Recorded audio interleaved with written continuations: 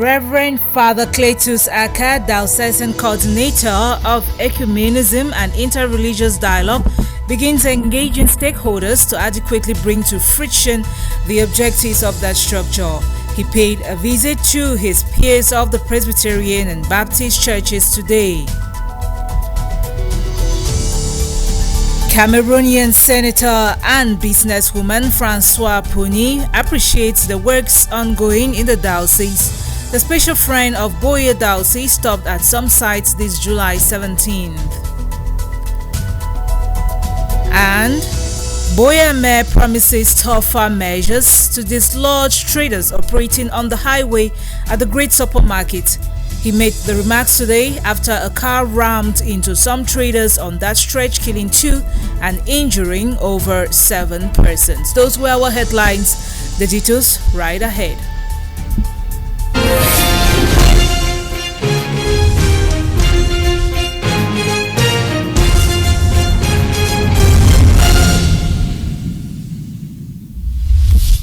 Good evening, ladies and gentlemen, and thank you for joining us for yet another edition of Divine Mercy Prime. I am Sama Eileen for presentation. We begin in the headquarters of the church in Rome, where the Vatican has excommunicated Archbishop Carlo Vigano on account of schism and defiance of the authority of the Holy Father. Also, the Holy Father has appointed Monsignor Michael Corti as new nuncio to Nigeria, and the Holy See has equally issued words of dissatisfaction with the attempted assassination on former U.S. President Donald Trump. Father Roderick Yangtze has been keen on stories from the Vatican. He did a compilation. Let's listen to him. Archbishop Carlo Maria Vigano, the former apostolic nuncio to the United States of America, Washington from 2011 to 2016, a fierce critic of Pope Francis, has incurred the penalty of excommunication for having been found guilty of schism. He went into hiding in 2018 after alleging that the Pope knew for years about sexual misconduct of Cardinal McCarrick and did nothing about it. He had called the Pope to resign and branded him a false prophet and a servant of Satan. The Vatican summoned him to answer charges of schism and denying the Pope's legitimacy. On June 20, Vigano issued a lengthy public statement refusing to recognize the authority of the Vatican's doctrinal office that claimed to judge him. As I stated in my June 20th communique, I do not recognize the authority of the tribunal judging me, its prefect, or the person who appointed him.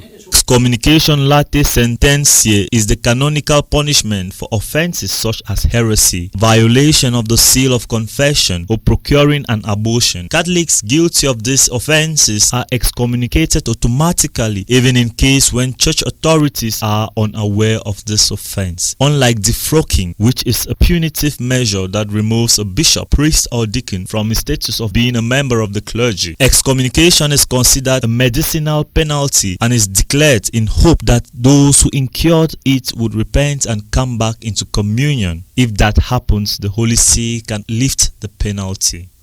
On a more recent page, the Holy Father Pope Francis has appointed Archbishop Michael Francis Crotty as a new apostolic nuncio to Nigeria. An apostolic nuncio is a permanent diplomatic representative of the Holy See to a foreign government or international organization. He plays a crucial role in promoting Catholic interests and values, fostering ecumenical and interfaith dialogue, supporting human dignity, justice, and peace, facilitating communication between the Holy See and local churches, providing pastoral care to Catholics in their jurisdiction, among others. The new apostolic nuncio from Ireland was born in 1970. He was ordained priest in 1994 for the Diocese of Clone in Ireland. In 2020, the Pope appointed him apostolic nuncio to Burkina Faso, and on the 25th of April 2020, he was added appointment as an apostolic nuncio to Niger. Since September 2020, he has been serving as apostolic nuncio to Burkina Faso and Niger with residence in Burkina Faso. The president of Catholic Bishops of Nigeria, Archbishop Lucius Iwejuru, says his appointment is a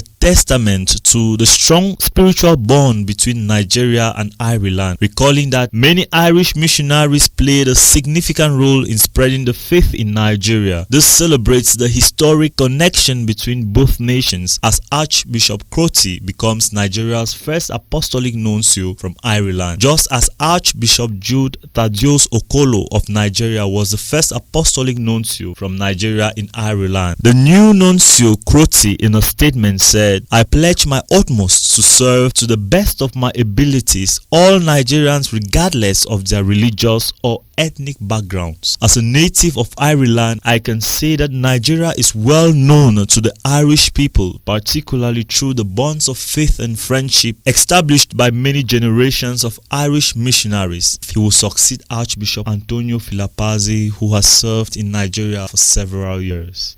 The Holy See has equally expressed its concern about violence after a 20-year-old identified as Thomas Matthew Crooks attempted an assassination on Donald Trump during a political rally in the state of Pennsylvania. The Holy Father expressed his support for those affected by the Saturday shooting, which killed one bystander and left two other spectators critically wounded. The Holy Father prayed for unity with the U.S. bishops of America, the victims, and for peace in the country, that the motives of the violence may never prevail. He prayed against violence which wounds people and democracy, causing suffering and death.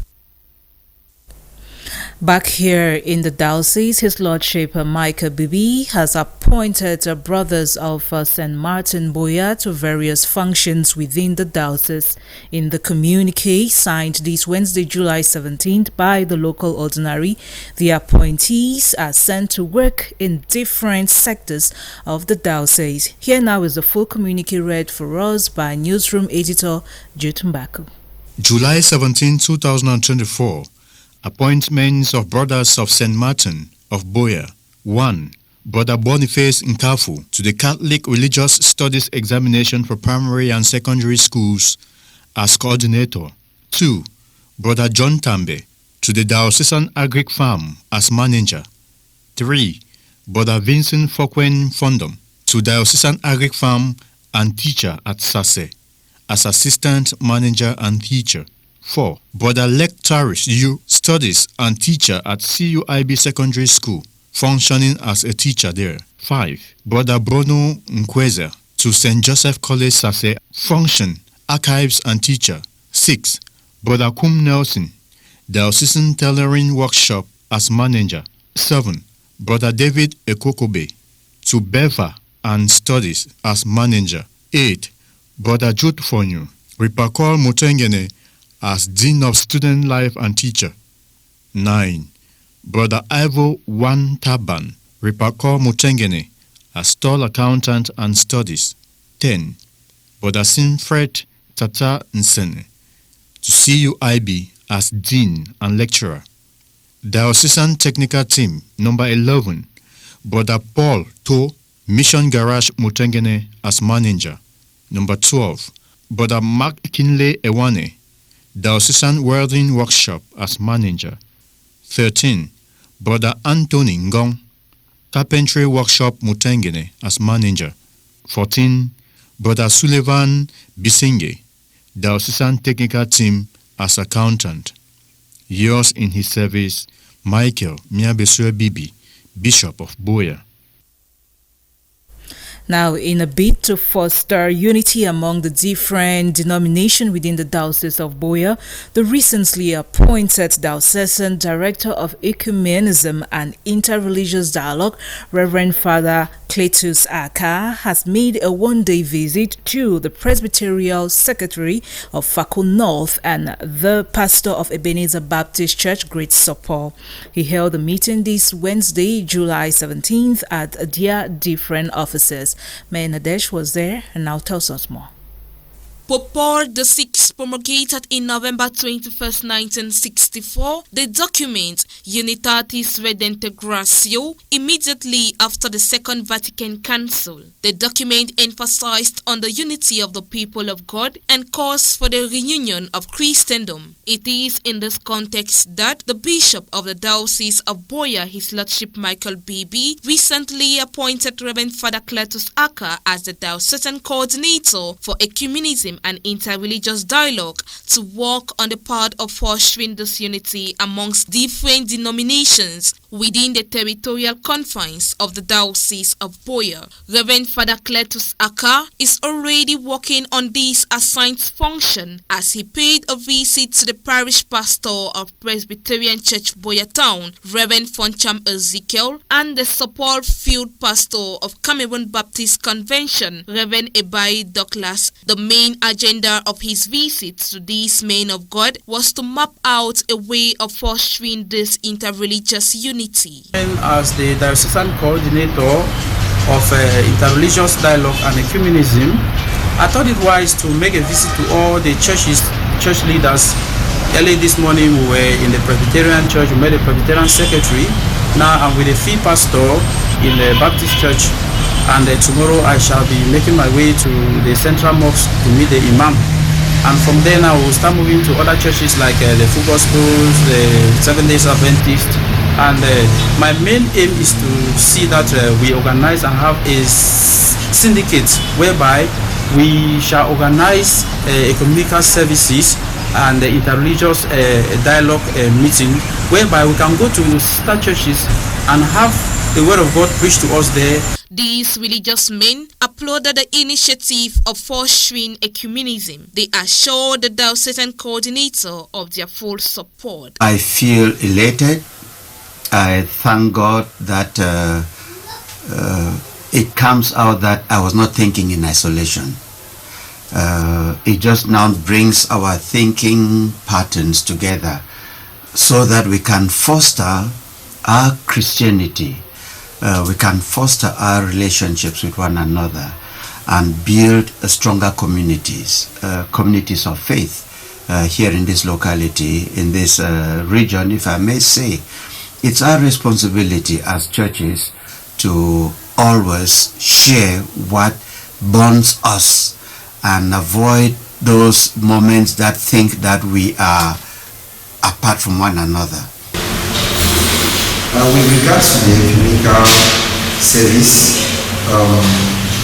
personally I'm okay with it, and I want to appreciate what the bishop is doing at this season.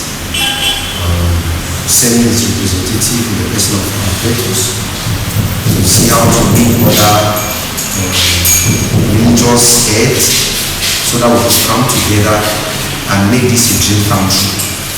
According to the diocesan coordinator, Father Cletus Aka, the next move will focus on creating a communication platform with these religious men for connectivity. He also assured plans of engaging other denominations in the days ahead. I am going to, I've taken all their numbers, I'm going to create first of all a WhatsApp group whereby all of us will belong to one forum, and in that forum we shall discuss how and where and when we can meet as heads, pastors and priests in order to foster this unity. When we meet together as head pastors and priests, we will decide how we can begin with ecumenism, because there is no time. The bishop told me that, Father, you have to get into work and to make sure that this ecumenism goes on immediately in the diocese, and why not in the Diocese of Boya, and why not in Fako, where we are present right away. It is therefore certain that these interreligious gatherings will go a long way to foster unity amongst Christians of different denominations within the Diocese of Boya.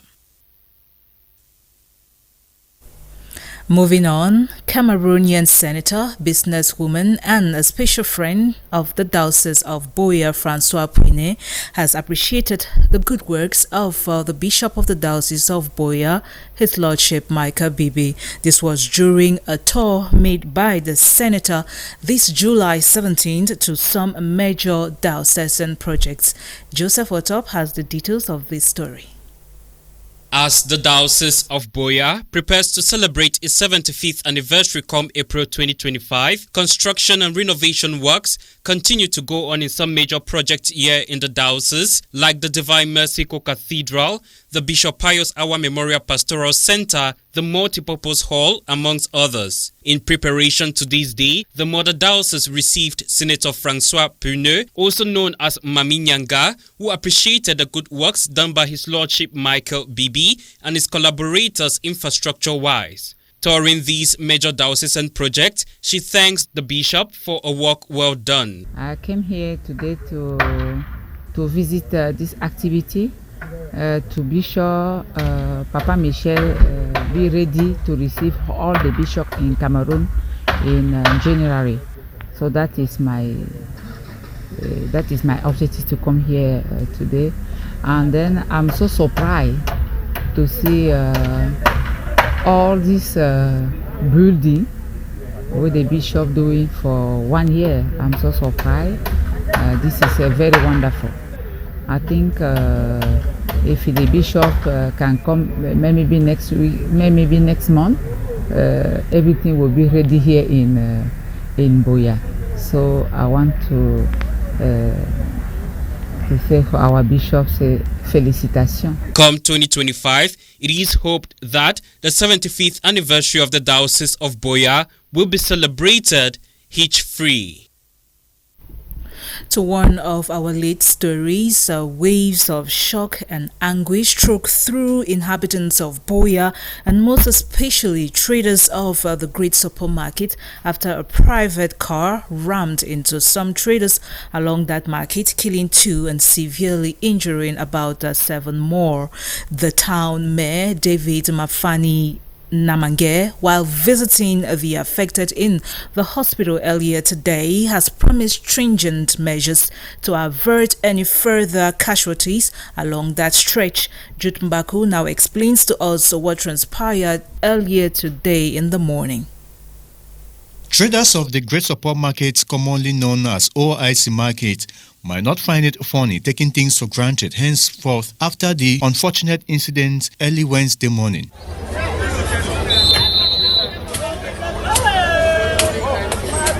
A private car rammed into traders selling by the roadside, killing 2 and injuring over 7 persons, including the owner of the vehicle, which was greatly affected. Local reporters who arrived at the scene earlier noted that many more persons would have been killed had a roadside tree not stopped the car that was on breakneck speed. Eyewitnesses explained what transpired. Keke will be there down in the park, or down there, in the park, where you want the envelope to Max. This man, already motor, he come out, that's a crossroads. He can jam that keke. As he jam the keke, start to carry people them. Start to carry people them up, so they can hit for that street to so the keke man enter with the jama inside market, with the jama for inside keke for inside market. He go for inside market, the woman should never come. He come up back again, he come to me say, he don't go inside market, the woman never come.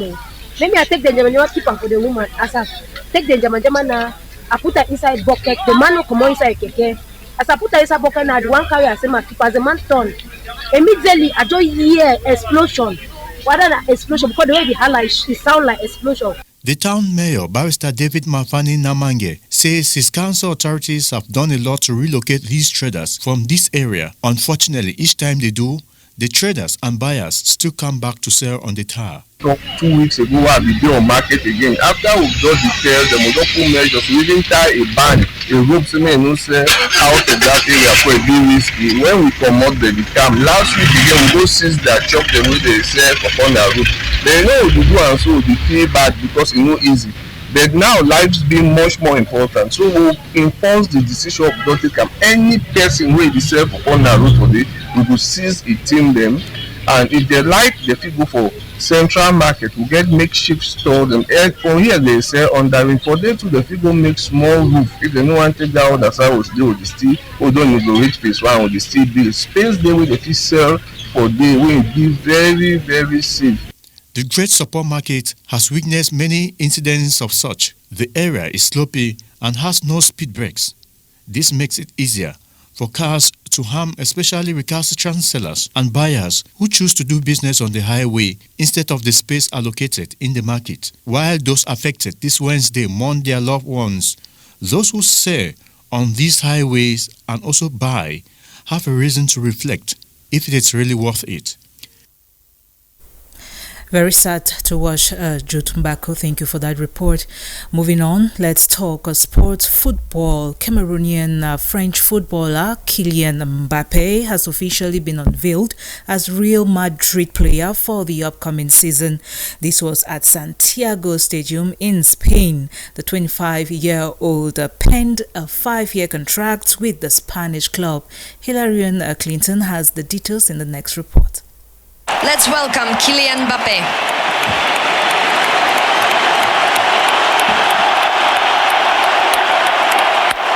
This was a euphoria that enclosed the Santiago Stadium in Spain during the unveiling of Kylian Mbappe as an official player of Real Madrid. The superstar who plays for France national team penned a 5-year contract with the Spanish club, thereby ending his 7-year stay at Paris Saint-Germain. The unveiling ceremony is described as a historic one for both the player and the club. The 25-year-old described it as an incredible feeling. This, as he had always dreamed of playing for Real Madrid. Wow, es increíble de estar aquí. Wow, it's such an incredible feeling to be here. Increíble. Ha dormido durante muchos años con el sueño de jugar con el Real Madrid. I spent y hoy se realiza endless nights dreaming about one day playing for Real Madrid, and today I'm one happy guy. Es un día increíble para mí. It's an incredible day for me. Desde que soy un niño, I've dreamt about this day since I was a kid. I always wanted to play for Real Madrid, and now finally being here means a lot to me. The French national team captain, noted for his dribbling, speed and finishing, expressed his commitment to living up to the club's rich history and the expectations of its supporters. Now I have another dream. Este sueño es de cumplir. Quiero cumplir un otro sueño, es de estar a la altura de la historia de este club, el mejor del And that's a mundo. dream of living up to this club's history and Madridistas' expectations. Puedo decir una cosa, que me voy a dar la vida para este club y para I este can escudo. promise that I will give it my all for this club and this badge. Kylian Mbappe, son of Wilfred Mbappe of Cameroonian origin, in his address thanked those who played a crucial role in his journey to Madrid. Quiero también decir las gracias a todas las personas I'd also que like trabajan to thank para que llego aquí. all Yo those sé que fue un people trabajo difícil, pero who have ahora ganamos. put Estoy in a aquí, soy un great jugador de effort Madrid. for me to be able to be here today. Quiero decir las gracias primero al I want to presidente thank Florentino the Pérez, president, que Florentino Perez, tenía confianza en mí desde el for primer día. always having great Pasaba mucha cosa, confidence pero in me. quiero decir gracias For I'd like to porque thank all desde Madridistas, muchos años me dan mucho cariño, mucho because amor. they've always Eso se va supported directamente me de mi and corazón. have given Y por me eso quiero their decir gracias a todo el affection. mundo. The superstar had 205 appearances and 175 goals in his name while in Paris Saint-Germain. The star forward also took a moment in his address to inspire young fans in attendance, encouraging them to pursue their dreams and passion. Quiero también dar un mensaje a todos los niños. I'd also like to porque send a yo vi que message to all tienen those muchos niños kids, hoy. Yo fui como all these vosotros kids who are antes. also here today, Yo because tenía there un are so many sueño of them. I was y just like hoy you. lo realizo. I had this dream since I was a kid, and today Con la pasión, con I el see this sueño, dream come true. vosotros pueden realizar todo And lo I que can tú tell quieres. you that if you have Hoy estoy aquí, the la próxima passion, vez puede ser uno de vosotros. you'll achieve your dreams. As Kylian Mbappe embarks on this new chapter in his football career, anticipation builds for what promises to be an exciting era in his career at Real Madrid. It's a big family as we are. 1, 2, 3.